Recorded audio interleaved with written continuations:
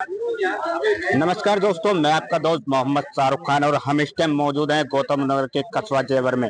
जो जेवर का जमुना एक्सप्रेस है, यहाँ एक समस्या बैठक करी गई है भारतीय किसान यूनियन महात्मा टिकैत के द्वारा। तो बात करेंगे क्या कुछ ऐसी समस्या बैठक है, तो क्या कुछ यहाँ उद्देश्य रहा है इस समस्या बैठक का। तो हमारे साथ यूनियन के कार्यकर्ता है, वरिष्ठ कार्यकर्ता है, तो जानकारी करेंगे। जी, आपका स्वागत हमारे चैनल में। भाई, आप सभी का धन्यवाद।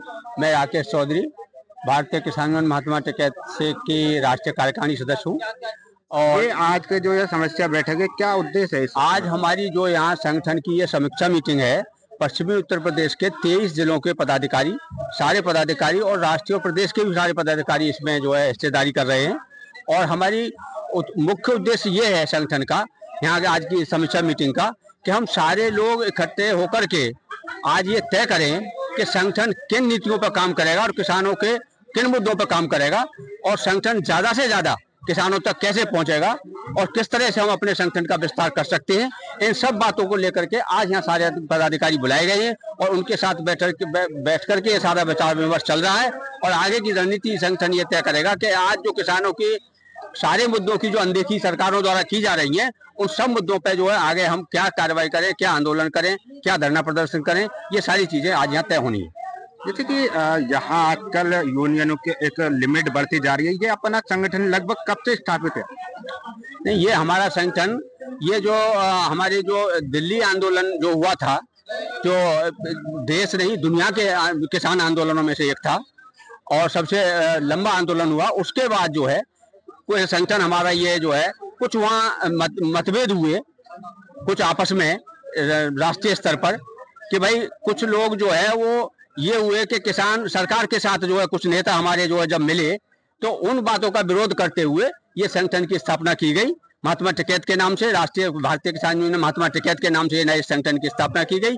और ये जो 1987 में जो भारतीय किसान यूनियन पहले बनी थी महात्मा टिकैत के जो अनुयायी में, ये उन्हीं के जो है फॉलो करती हुई, उन्हीं के नियमों का अनुसरण करती हुई और उन्हीं के मुद्दों पर काम करती हुई आज हम जो है सच्चे मन से और सच्चे रूप से किसानों की सेवा के लिए समर्पित हैं। तो हमारे चैनल के माध्यम से क्या कुछ कहना चाहेंगे और किसानों को क्या संदेश देंगे? नहीं, हम किसानों को संदेश क्या, हम किसानों से यही अपील करेंगे और ये निवेदन करेंगे कि सारे किसान मिलकर के ये तय करें कि हमें जो सरकार की जो नीयत और नीति जो साफ नहीं है, सरकार जब बनने से पहले जब मंच से घोषणा होती है, जब मैनिफेस्टो की चुनाव मैनिफेस्टो की घोषणा होती है, तो तब सरकार जो सारे किसान का नाम लेती है और किसान के लिए बहुत बात करती है आगे बढ़ चढ़ करके। हम किसानों की गरीबी दूर करेंगे, हम किसानों के फसलों का दाम दिलाएंगे, हम किसानों की चिकित्सा और शिक्षा का इंतजाम करेंगे, किसानों के बच्चों के इंतजाम करेंगे। और आज जो ये जमीन है गौतम बुद्ध नगर में ली जा रही है एयरपोर्ट के नाम पे और किसानों को विस्थापित किया जा रहा है और एक तरह से किसानों को उजाड़ा जा रहा है। पहले तो किसानों के साथ धोखा ये किया जा रहा है कि बजाय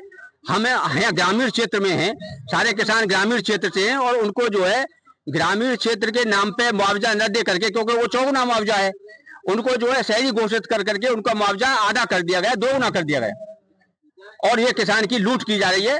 बहुत बड़ा स्कैम है ये कि उनका चौगुना मुआवजा न देकर सर्किल रेट का वो दोगुना कर दिया गया और फिर वो मुआवजा उनके नाम पर उनके जो मकान दुकान और जो ये घर मकान जो तोड़े जा रहे हैं, और अगर किसान ने किसी ने थोड़ा बहुत मकान बना भी लिया है तो उसे भी जो है ढाया जा रहा है।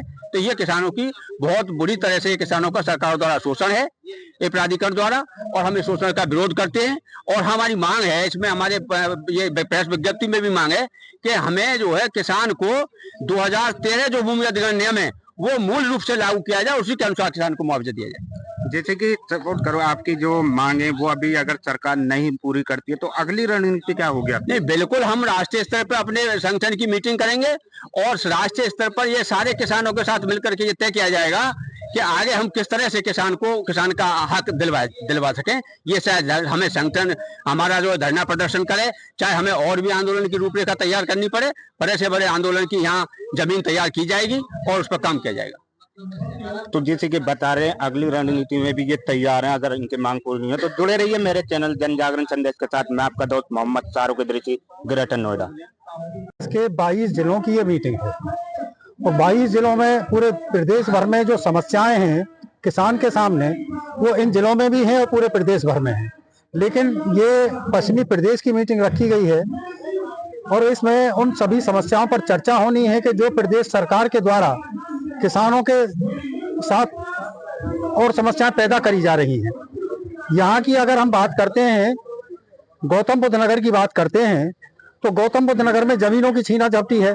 पूरे उत्तर प्रदेश की बात करते हैं तो गन्ना में आज जिस तरह से किसान का शोषण हो रहा है, 8 साल के दरमियान किसान के रेट आज जस के तस हैं, जबकि यही सरकार कहती थी 2017 में चुनाव से पहले कि किसान का रेट 2017 में 450 रुपए प्रति क्विंटल होना चाहिए था। अगर 450 रुपए प्रति क्विंटल जब ये सरकार बनकर आई 450 रुपए प्रति क्विंटल देती तो आज किसान का रेट कम से कम 600 रुपए प्रति क्विंटल होना चाहिए था। सभी एमएसपी पर रेट बढ़ रहा है तो गन्ना का रेट क्यों नहीं बढ़ेगा? तो ये ऐसी समस्याएं हैं कि जो किसानों को के हालातों को बद से बदतर बना रही हैं।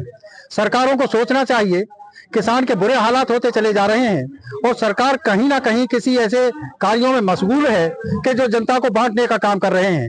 आज जाति बिरादरी धर्म के नाम पर जो किसानों का बंटवारा हो रहा है वो ना देश हित में, ना प्रदेश हित में है और ना वो किसान हित में है। तो हमारा आज ये जो समीक्षा मीटिंग बुलाई गई वो इसलिए भी बुलाई गई है कि जो किसानों को आज अंग्रेजी की नीति पर चलते हुए किसानों को जो बांटा जा रहा है जाति बिरादरी और धर्म के नाम पर, वो सिर्फ वही रूल अपनाया जा रहा है, बांटने का रूल अपनाकर उन पर शासन किया जा रहा है।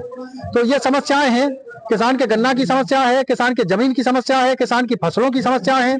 और अगर कोई आंदोलन किया जाता है तो उस आंदोलन को ठीक उसी तरह से कुचला जा रहा है जब कभी परतंत्र भारत में अंग्रेजी हुकूमत के दरमियान आंदोलनों को कुचला गया था। हम बात करते हैं जलियांवाला बाग की। जलियांवाला बाग में किसानों को बुलाकर वहां पर गोलियां चलाई गई। इसी तरह से खनौरी बॉर्डर पर आज किसानों के साथ जो दुर्दशा हुई, जो किसानों के साथ शोषण हुआ, जो सरकार ने वहां पर उत्पीड़न किया, वो जलियांवाला बाग की याद दिलाता है। आज लग रहा है कि देश में स्वतंत्रता के बाद भी आज परतंत्र जीवन किसान जी रहा है। यहाँ पर समीक्षा मीटिंग का उद्देश्य यही है कि हम अपने सभी जिलों में अपने कार्यक्रम चलाएंगे और सरकार को बताएंगे कि किसान का अगर शोषण होता रहा तो किसान को सड़कों पर उतरने में ज्यादा देर नहीं लगेगी।